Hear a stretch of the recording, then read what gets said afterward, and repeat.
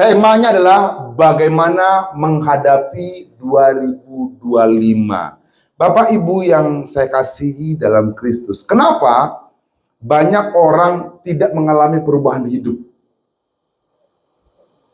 Kenapa banyak keluarga tidak mengalami perubahan sekalipun tahunnya udah berubah?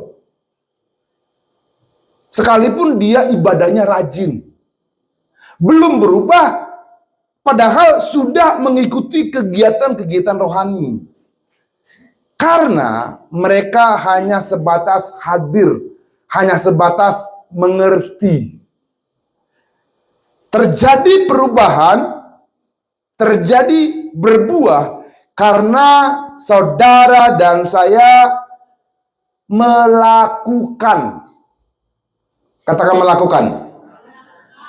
melakukan firman. Nah, mendengar belum tentu melakukan. Mengerti belum tentu melakukan. Nah, Alkitab berkata, ketika kita melakukan firman Allah, maka itu akan berbuah.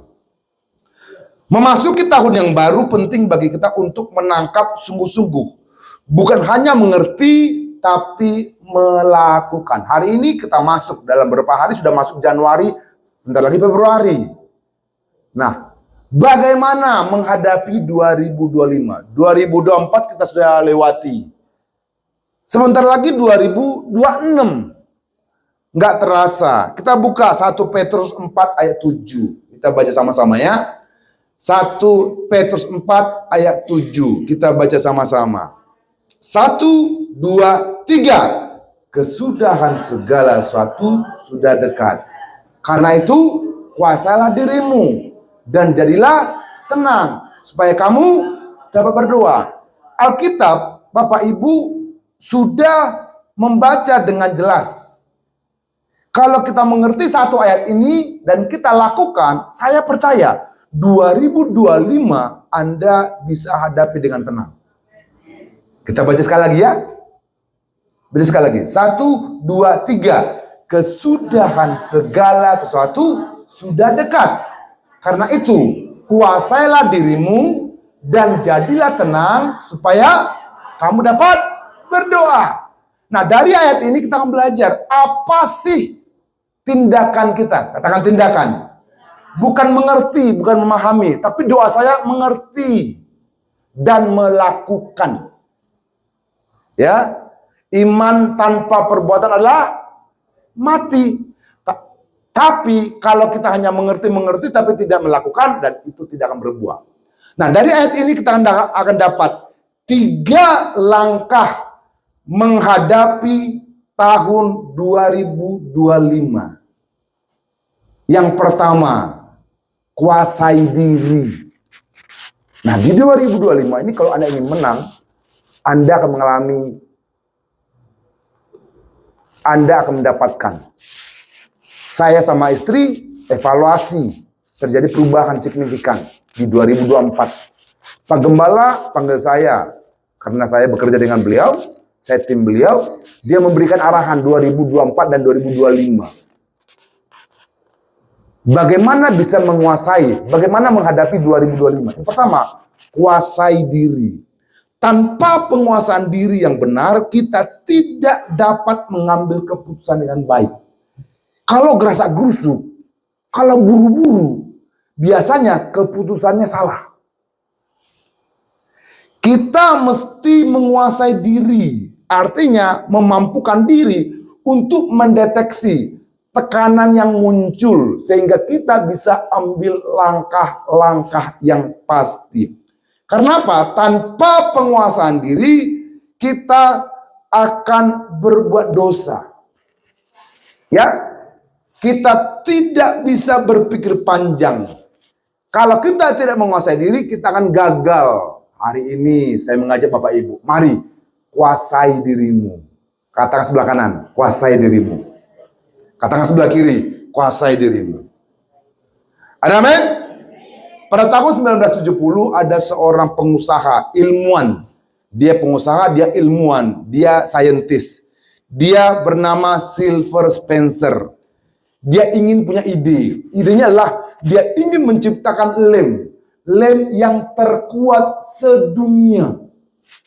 dia analisa, dia coba, dia ambil beberapa chemical, dia aduk, dia ingin lemnya terkenal dan terkuat sedunia. Namun ketika sudah dihasilkan, Silver Spencer menemukan bukan lem yang terkuat, tapi justru menghasilkan lem yang paling lemah, lem yang paling rapuh. Boro-boro ngelem, ini cepat lepas. Awalnya dia sedih, dia merasa gagal, dia merasa gimana, saya sudah coba ratusan kali, saya sudah coba laboratorium berkali-kali, tapi tidak berhasil. Dan dia merasa gagal. Secara manusia, kita pasti berkata gagal. Kalau Anda coba mungkin masakan, ingin menemukan terbaik untuk suamimu, Anda masak, tapi suami bilang gini, gak enak masakan ibu. Anda akan berkata, gagal. Nah hari ini, mungkin Anda 2024 mengalami gagal. Anda khawatir, Anda cemas. Beberapa tahun setelah itu, rekannya yang bernama Arthur Free bilang gini, hey Silver Spencer, I have idea. Ternyata lem yang rapuh yang kamu buat itu bisa dipakai sebagai penanda buku. Tak perlu merusak halaman demi halaman. Terciptalah produk yang namanya Post-it. Siapa yang tahu Post-it? Tahu ya? Ada yang tahu? Itu Post-it. Kalau saya punya Alkitab, di Alkitab itu ada lembaran untuk mengetahui halaman tersebut. Kalau di kantor mungkin ada catatan-catatan. Post-it itu lemnya ada, tapi tidak merekat. Ternyata kegagalan yang pernah dibuat Silver Spencer diubah karena dia menguasai diri. Kalau dia tidak bisa kuasai diri, dia akan menyerah. Tapi Silver Spencer dan Arthur Free tidak menyerah. Dia hadapi tahun demi tahun dengan kesempatan baru. Ketika Anda mengalami krisis, disitulah letak terjadi kesempatan. Halo? Krisis membuat orang tepar. Krisis membuat orang jatuh. Tapi bagi kita, krisis adalah kesempatan. Ketika Anda mengalami krisis di rumah, Anda sebenarnya dikasih kesempatan untuk mendapat kesempatan baru. Ilmuwan Silver dan Arthur menemukan Post-it dan mereka menjadi cuan dan diberkati. Bapak Ibu yang dikasihi Tuhan Yesus Kristus, di sini kita belajar seringkali kegagalan bukanlah akhir, tapi kegagalan adalah sebuah awal terbukanya kesempatan yang baru. Bu, Pak, mungkin ada proyek 2024 belum jalan. Saya berdoa 2025 jalan. Ada amin? Tepuk tangan buat Tuhan Yesus. Haleluya! Karena itu, kalau hari ini kamu belum sempat merasakan kesuksesan, mungkin Anda gagal, mari kuasai dirimu. Jangan terburu-buru menyerah.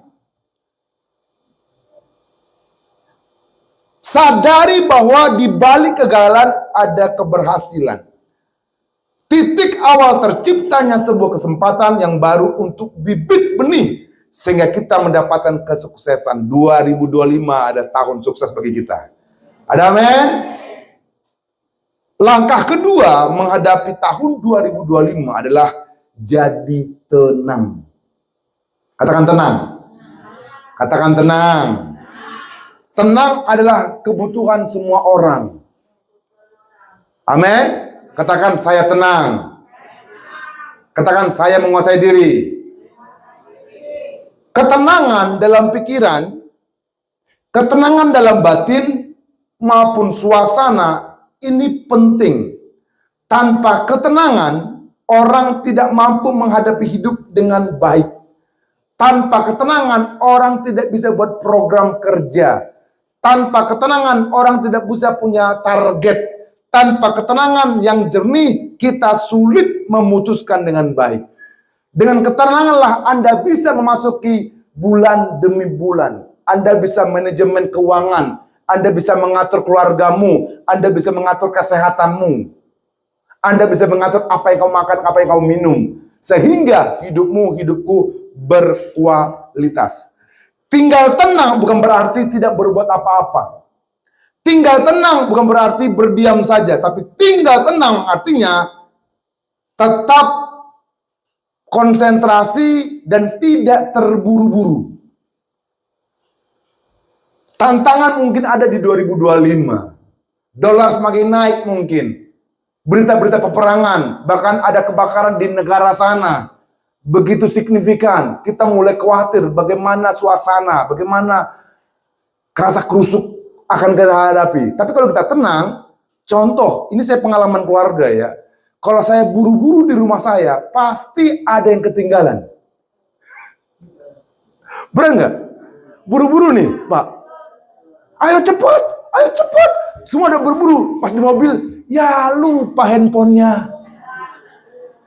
Akhirnya mundur lagi, ambil handphone. Akhirnya telat sana kan. Buru-buru gereja, ayo cepat, cepat. Pak Pendeta Sinaga mau khotbah, cepat, cepat. Lupa persembahannya.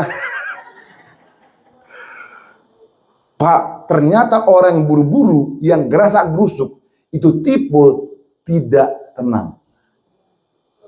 Pemusik yang tidak tenang, tidak harmonis. Keluarga yang tidak tenang, amburadul. Benar nggak? Keuangan yang tidak tenang, semua dibelanjain, semua habis. Kemarin ketika ke Singapura, memang dapat berkat dari Pak Gembala, kasih dolar. Ini cerita dikit ya. Dapat dolar. Terus ada bisikan kiri, bisikan kanan. Pak Pendeta, udah di sana ada toko bagus. Udah kan duitnya udah banyak. Beli aja di sana. Jujur, kalau semua udah ngomong, kita udah mulai ragu tuh. Beli aja sono kan diskon. Tapi lihat, saya belajar sama istri saya. Tenang. Tenang. Ketika istri melihat di sana, saya pegang tangannya. Tenang. Sana yang tenang. Orang pikir romantis. Bukan. Tapi saya tenang. Saya pegang kuat-kuat jarinya. Saya pilih yang lain. Yang sono aja deh. Ya, tenang. Suami bisa menenangkan istri ketika ingin belanja. Istri bisa menenangkan suami. Saya bersyukur punya putra-putri Bapak Ibu. Jujur, karakter Batak itu kan to the point. Jujur, orang Sumatera itu nggak mikir dulu. Dia ngomong langsung, baru mikir. Makanya banyak terluka. Itu orang Sumatera. Nah, anak saya udah mikir. Kalau bapaknya udah berkerut keningnya, siap-siap. Yang bisa kening di rumah. Dia jadi gini, Papa, kalau mau bicara, keningnya dilebarin, wajah giniin. Sejak itu kalau saya mau bicara, nggak boleh bisa gini. Ayo, cepetan. Hilang, sekarang gini. Ayo, cepetan. Udah terlambat. Mami, cepetan riasnya. Udah mulai ibadah. Ubah. Sejak itu saya mulai belajar tenang. Semua punya persoalan dalam emosi. Kita berjuang untuk tenang. Tapi Alkitab berkata dengan gini, Mazmur 62 ayat 2. Kita baca sama-sama. Mazmur 62 ayat 2. 1, 2, 3. Hanya dekat Allah saja. Katakan tenang. Ternyata ketenangan itu bisa ketika kita sering-sering dekat sama Tuhan. Gitu, Ci. Kenapa Cici emosi? Jarang dekat sama Tuhan. Dekat sama tetangga. Ada beru. Permuru dong, bukan? Kenapa? Semua sama tetangga. Jarang mertaniang. Orang yang berdoa lah yang tenang. Ada amin? Tenang aja, Bu. Tenang aja, Ci. Pak Pendeta nggak tahu. Besok kan tagihan kontrakan. Bu, Pak, saya pernah ngalami. Jujur. Orang tua saya itu ngontrak. Setiap tahun ngontrak. Pindah-pindah. Sebelum bulan ke-12, mereka udah tagih. Pak, Bu, kalau nggak bayar, diusir. Bener, belum 10 bulan, orangnya udah nagih. Dan kami akhirnya berangkat, pergi dengan terpaksa. Dengan bawa barang. Saya udah ngalami. Pindah. Tapi orang tua kami bilang gini, ketika kita diusir, pakai wajah tenang. Walaupun hati gundah gulana. Kejadian ini, suatu ketika kita diusir, kita melewati satu rumah. Orang tua saya angkat tangan. Tuhan, kami tiap tahun diusir. Kami tiap tahun diusir. Kami cinta Engkau. Dengan ketenangannya dia bilang gini, suatu hari aku berdoa, aku punya rumah. Lewat satu kompleks. Ketika dengan ketenangan itu, dia ajak kami untuk selalu dekat sama Tuhan. Hanya dekat Allah saja, aku tenang. Kalau dekat orang akan emosi. Kalau dekat manusia akan emosi. Tapi dekat sama Tuhan, hati ini tenang. Jadi kalau Bapak Ibu emosi, langsung dekat-dekat sama Tuhan. Ada amin? Sering dekat sama Tuhan, maka atmosfer ketenangan ngalir di hati kita. Singkat cerita, kami pergilah ke rumah itu. Benar, rumah itu mau jual. Rumah itu mau jual. Kita nggak punya dana untuk kontrakan. Orang tua saya bilang, Pak, kami mau kontrak, tapi ingin punya rumah ini. Berapa harganya? Sekian. Oh, oke. Kami doa dulu deh. Sementara kami kontrak dulu. Ini heran dan kuasa terjadi. Ketika kami kontrak rumah itu, yang punya rumah malamnya bermimpi. Dan tidak bisa tidur. Kita dekat sama Tuhan, dia kerasa kerusuk. Dan mimpinya gini, kasih rumah ini ke orang itu. Bener. Luasnya gede, 1.500 meter. Besar kali. Kasih rumah ini ke orang itu. Ya dia datang, ke aku nggak bisa. Dia berantem sama istrinya. Ya, saya disuruh Tuhan kasih rumah itu. Istri bilang, gimana mungkin? Memang dia orang kaya. Karena dia nggak bisa tidur, tapi kami tenang dalam Tuhan. Hanya dekat Allah saja aku tenang. Ada lagunya tuh ya. Yuk, 1, 2, 3. Hanya dekat Allah saja aku tenang. Daripada nyala keselamatanku. Hanya dia gunung batuku. Hanya dia kota bentengku. Aku tidak akan goyah selama-lamanya. Tepuk tangan bagi Tuhan Yesus. Haleluya. Ketenangan hanya dekat Tuhan, Pak. Ada amin, Pak? Katakan amin. Jadi ketika ada tagihan, dekat sama Tuhan. Ada biaya tambahan, dekat sama Tuhan. Akhirnya orang tua saya punya rumah. Jujur, kali itu saya belajar. Orang tua saya tenang. Ketika saya keluar dari rumah saya, merantau bahasanya, saya belajar tenang. Bu, Pak, dalam ketenangan dengan Tuhan, berkat Allah Tuhan perintahkan datang. Ini rahasia. Saya bukan teori. Saya bukan teori, Ci. Saya ngalamin. Kalau saya emosi, berkatnya lari. Iya. Capek aku. Udah cepat tua, darah tinggi naik, berkat datang. Saya belajar, ketika kita tenang, datang tuh berkat kesehatan. Amin. Jujur, orang darah tinggi cepat ke surga. Halo, Ci. Udah stop itu marah-marah. Ntar dipanggil Tuhan cepat lagi. Dipanggil Pak Pernah Sinaga, udah meninggal aku. Doakan aku. Pak, udah meninggal didoakan lagi. Hari ini saya belajar. Hari ini kita belajar. Mari, hanya dekat Allah saja aku tenang. Ada amin? Kita berikan tepuk tangan bagi Tuhan Yesus.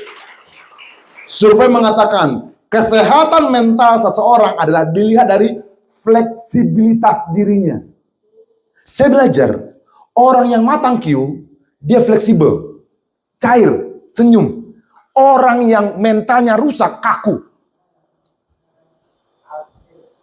sebentar tersinggung, sebentar marah, sebentar tersinggung, itu kaku, mentalnya rusak. Pohon diombang-ambingkan dengan angin. Alam semesta mengatakan, pohon yang lentur, pohon yang fleksibel, sulit tumbang. Ada angin dari kanan, oke. Ada dari kiri, oke. Dari depan, oke juga bos. Nah, oke. Fleksibelnya tinggi. Orang bilang, cincai bos. Cincai aja. Istri marah, cincai aja. Suami ngambek, cincai aja. Walaupun gigi rapat, cincai aja. Cincai lah kalau udah jantungan ini. Cincai aja. Ada amin? Disitulah Anda dan saya menguasai kota. Orang yang bisa menguasai diri itu merebut kota lebih top dari pahlawan, kata Amsal. Ada amin? Mulai hari ini miliki pribadi yang fleksibel. Amin? Katakan fleksibel. Katakan saya fleksibel. Alkitab berkata dengan jelas di Kejadian 1:1 bilang gini. Pada mulanya Allah menciptakan alam semesta. Setelah Tuhan ciptakan semuanya, di ujungnya baru Tuhan ciptakan manusia. Kalau kita baca prinsip ini, berarti Tuhan sudah siapkan semuanya, baru manusia ada. Artinya, Bapak Ibu nggak usah khawatir apa yang kamu makan, apa yang kamu minum, apa yang kau pakai. Karena semua itu Tuhan sudah siapkan. Kalau kita khawatir, emang dengan khawatirmu bisa melewati hidupmu? Nggak bisa. Emang dengan cemas ibu bisa melewati hari-hari? Nggak bisa. Tambah stres iya. Tambah penyakit iya, Ci. Tapi ketika kita tenang dekat Tuhan, maka kita berkata, nggak perlu khawatir apa yang kita makan, nggak perlu khawatir apa yang kita minum, nggak perlu khawatir apa yang kita pakai. Ada amin? Hari ini doa saya, mari masuk 2025 dengan hati yang tenang. Tepuk tangan bagi Tuhan Yesus. Haleluya! Yang terakhir, langkah ketiga menghadapi tahun 2025 adalah berdoa. Berdoa, berbicara tentang doa juga berbicara membangun hubungan dengan Tuhan melalui doa. Perlu komitmen tinggi. Kuasa Tuhan mengalir karena kita punya hubungan dengan Tuhan. Pak, Bu, dengarkan saya. Bila perlu rekam ini. Kurangi berbicara tentang Tuhan. Nah, sekali lagi, biar nggak sesat kita. Kurangi berbicara tentang Tuhan. Tetapi, perbanyak berbicara dengan, kalau saya berbicara tentang Tuhan, itu kan saya manusia sama manusia ngomong. Ci, Tuhan baik Ci sama saya. Kan manusia. Nothing happen in your life. Tuhan baik, oke. Tapi nggak terjadi apa-apa. Tapi ketika Anda berbicara dengan Tuhan, tidak ada manusia di situ.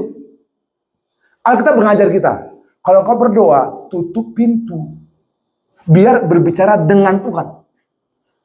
Anda kan suka lihat TikTok. Dengan firman Tuhan di TikTok, apa yang terjadi? Nggak ada apa-apa tuh. Utang tak utang. Berantem tak berantem. Berarti nggak ada apa-apa kan? Pengalamannya ternyata orang yang berbicara dengan Tuhan lah. Orang yang dekat Tuhan lah yang berubah. Hari ini minimalkan bicara tentang Tuhan. Tetapi perbanyak berbicara dengan, kalau Cici lagi cemas, jangan ceritakan pada manusia. Tambah cemas engkau. Betul. Ya Pak ya? Khawatir nih, butuh baju. Cerita sama istri. Suami bilang, belum tahu. Sorry ngomong. Misalnya gini, Bapak bilang gini, nih, beli dong kaos kaki. Kan tahun baru. Kaos kaki udah bolong misalnya. Tanya istri, boro-boro kaos kaki bolong. Kolor kue borong. Udah gak usah bicara itu. Kan tahu sama tahu. Mending ngomong gini, Tuhan, kolorku bolong. Mending gitu. Tuhan, kaos kaki udah bolong.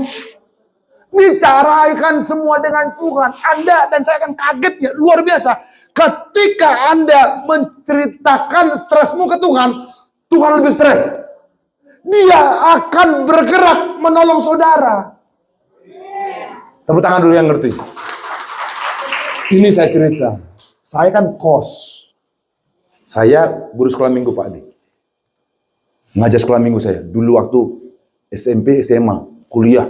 Ngajar saya. Kosnya di Latu Menten. Kereta api. Berisiknya luar biasa, airnya kuning. Saya tidak cerita kepada siapapun. Tapi saya cerita sama Tuhan saya. Bilang gini, Tuhan, lihatlah aku pelayanmu. Di depan mimbar, di depan sekolah minggu saya berkata, saya anak raja. Tapi jujur, seperti ini ke anak raja. Saya ceritakan isi hati saya ke Tuhan. Lihatlah kaos kaki bolong. Lihatlah bajuku kuning karena airnya kuning. Tak bisa beli baju baru. Saya ceritakan sampai nangis ke Tuhan. Saya tidak ceritakan kepada mamaku. Saya tidak ceritakan kepada angkelku. Saya ceritakan ke Tuhan. Perbanyak berbicara. Dan lihat, ketika saya berbicara ke Tuhan, Tuhan yang memerintahkan raja-raja. Anda yang kaget, tiba-tiba ada telepon. Fer, gue dengar lu pergi naik angkot ya? Kok tahu? Pernah yang bercerita? Di rumahku ada motor nganggur. Motor nganggur, lu pinjam aja deh. Ini biaya bensinnya, ini biaya servisnya. Iya, bosnya itu orang Sunrise Garden. Yang nelfon, bos. Saya gak kenal dia, tapi dia kenal adiknya, dia telepon. Itu real. Itu benar. Saya tidak pernah cerita kemiskinan saya pada manusia. Saya tidak pernah ceritakan kekurangan saya kepada manusia. Tapi saya ceritakan semuanya ke Tuhan. Saya mengajak Bapak Ibu 2025. 2025 adalah orang-orang yang memiliki hati dekat sama Tuhan. Halo. Amin. Berdoalah. Jangan ceritakan masalahmu kepada pendeta. Persuma. Karena list pendeta 1001. Jujur. Tapi ketika kita ceritakan ke Tuhan, Tuhan, aku masih ngontrak. Umurku udah 70 tahun. Aku mau. It's okay. Ketika Anda ceritakan ke Tuhan, Tuhan yang stres. Kenapa? Malaikat, telepon situ. Telepon. Kirim ke dia. Yang suka berbicara dengan Tuhan. Ada men? Kita berikan tepuk tangan bagi Tuhan Yesus. Pemusik boleh maju ke depan. Ayat terakhir, Yeremia 29 ayat 11. Ya, Yeremia 29 ayat 11. Kita baca sama-sama. 1, 2, 3. Sebab aku ini mengetahui rancangan-rancangan apa yang ada padaku mengenai kamu. Demikianlah firman Tuhan, yaitu rancangan damai sejahtera dan bukan rancangan kecelakaan, untuk memberikan kepadamu hadapan yang penuh harapan. Bapak, kita berikan tepuk tangan bagi Tuhan Yesus.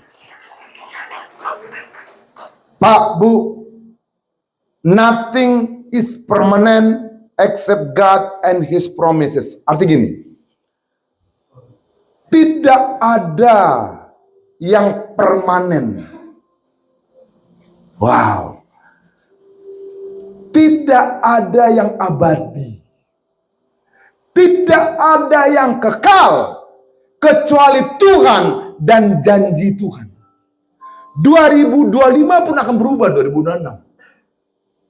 Umurku juga akan berubah. Bajuku juga akan berubah. Ya, artinya masalahmu akan berubah. Musimmu akan berubah. Tapi yang tidak pernah berubah adalah Tuhan dan janji Tuhan. Janjinya bilang gini, sebab aku ini mengetahui rancangan-rancangan apa yang ada padaku. Artinya janji Allah dilekatkan ke Tuhan langsung. Apa sih janjinya? Rancangan damai sejahtera. Apa sih? Bukan rancangan kecelakaan. Rancangan yang memberikan kepadamu hari depan yang penuh harapan. Pak, Bu, Tuhan merencanakan masa depanmu penuh harapan. Ada amin? Itu janji Tuhan. Tuhan merencanakan masa depanmu, rancangan damai sejahtera. Ada amin? Saya mengajak Bapak Ibu, baca ini setiap pagi. Wow. Yeremia 29 ayat 11. Baca dengan mulut yang jelas. Kan itu dengan Tuhan dan kita. Tanpa ada manusia di sini.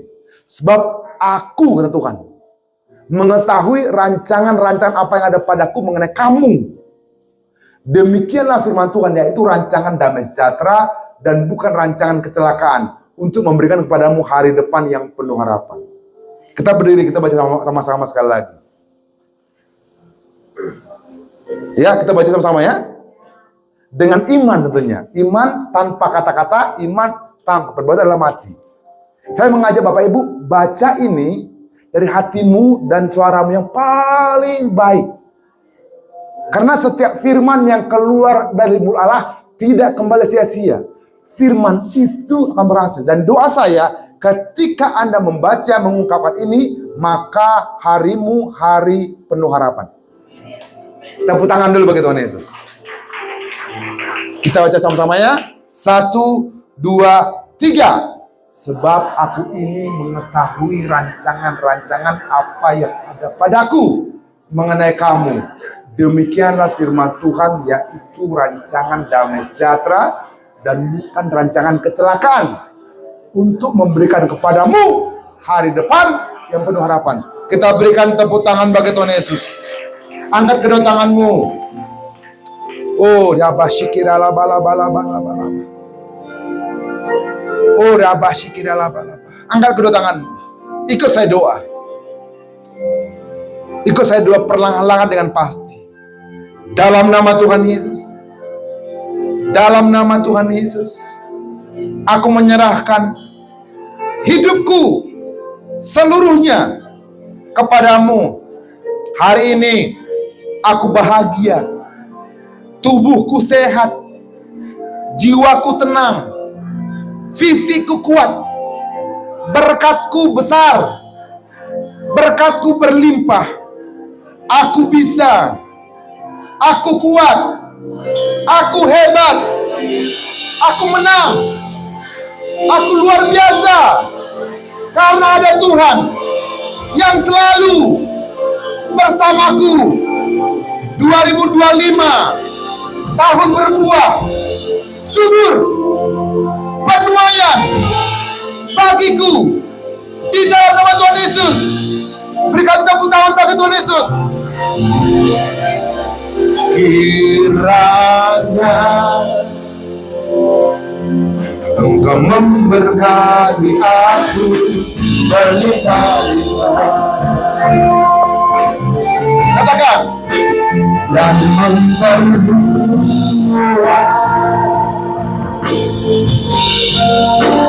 daerahmu.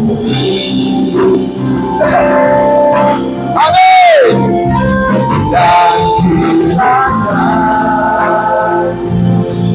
tanganmu menyertai aku dan melindungi aku daripada para berkata, sehingga saya nantikan lagu ini sebagai doa kita.